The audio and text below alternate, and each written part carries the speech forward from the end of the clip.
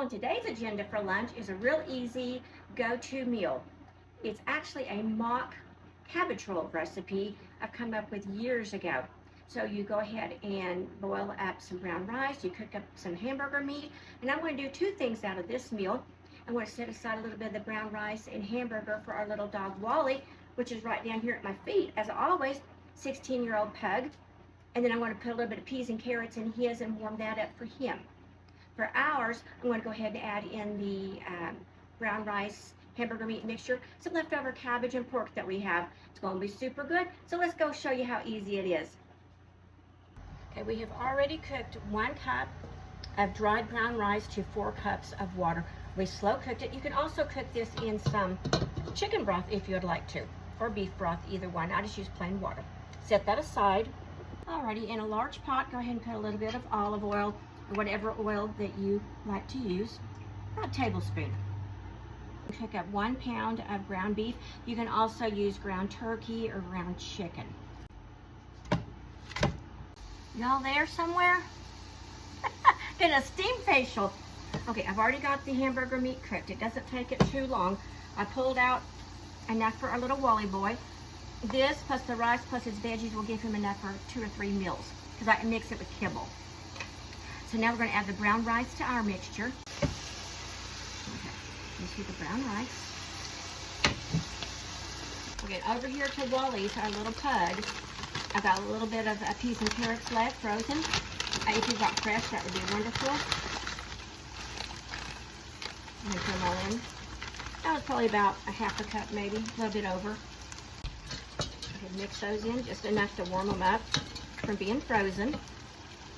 Now on the dog mixture, their homemade dog food, I don't add any salt and pepper or anything like that. Just a little bit of oil at the beginning, your brown rice, your meat, whatever kind of meat you want to use, and then whatever vegetables you want to use. Then I'll add his meat in here in just a little bit. Now we're going to go ahead and add his meat. Get that mixed up there real nice. Some nice fresh homemade dog food. Then what I'm going to do is put this in another container, like a little dish for him.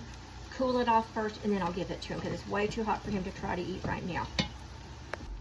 To our rice and meat mixture, I've got leftover cabbage from the other day and a little bit of our pork steak left.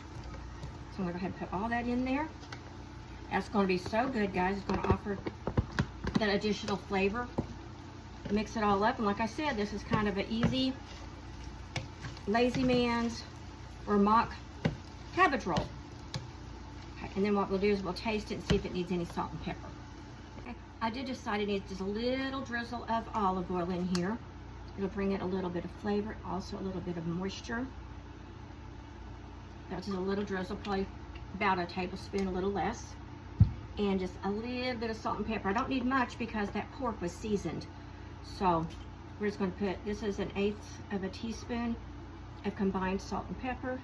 That should be about all that it needs. I'll go ahead and get this all mixed up. And it's going to be ready to serve. Let me show you how good this looks. It's a deconstructed cabbage roll. Let's go ahead and put in a hefty couple spoonfuls of this.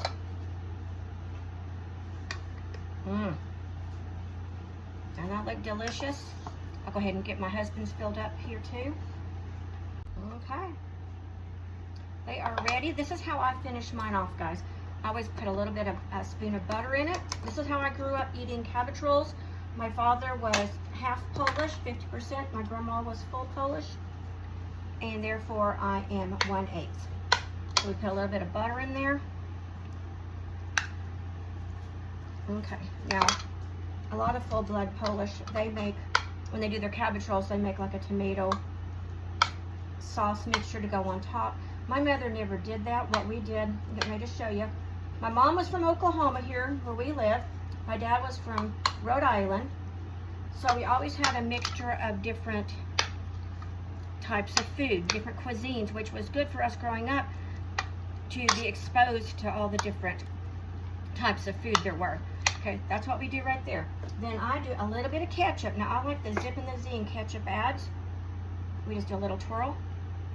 Now, if you want to use your tomato sauce on top, or when you're cooking this, or however you want to do it, feel free to do so.